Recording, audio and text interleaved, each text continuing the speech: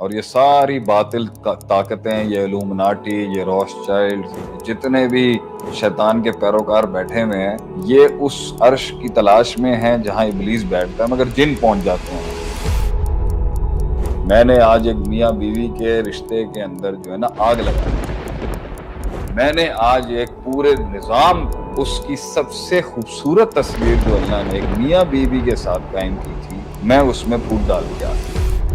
تو کہتے ہیں ابلیس اپنے عرش پہ سے کھڑا ہو کے اس شیطان سے ملتا ہے اور کہتا ہے کہ کام تو تو نے کیا ہے۔ شیطان کی الٹیمیٹ خوشی، ابلیس کی الٹیمیٹ ہیپینس، ابلیس کا الٹیمیٹ ٹارگٹ اور ابلیس کا الٹیمیٹ دشمنی جو ہے وہ ایک میاں بیوی کے ساتھ۔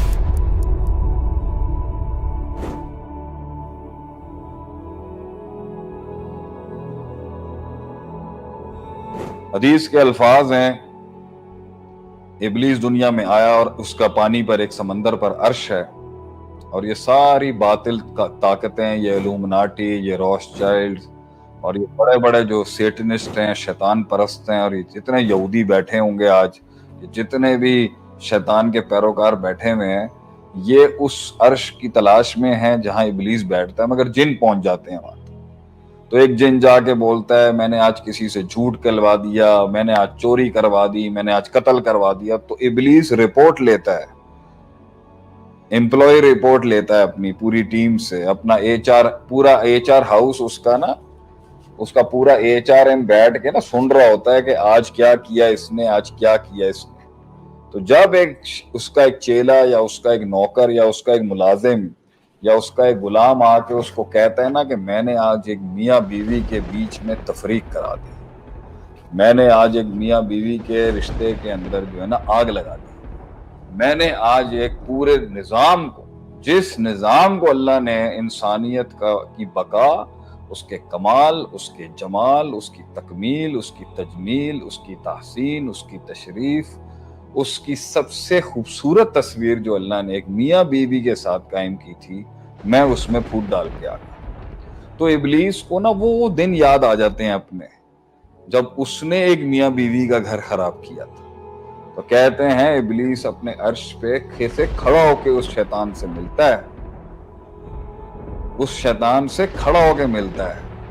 اور کہتا ہے کہ کام تو تو نے کیا ہے، تو نے کام کیا جو کوئی کام نہیں کر سکتا ہوں۔ کہ ابلیس نے خود یہ کام کیا تھا جب وہ کسی زمانے میں جو گیم کا نیا پلیئر تھا نا، جب وہ اس نے ہاتھ ڈالا تھا، لیکن اما حوا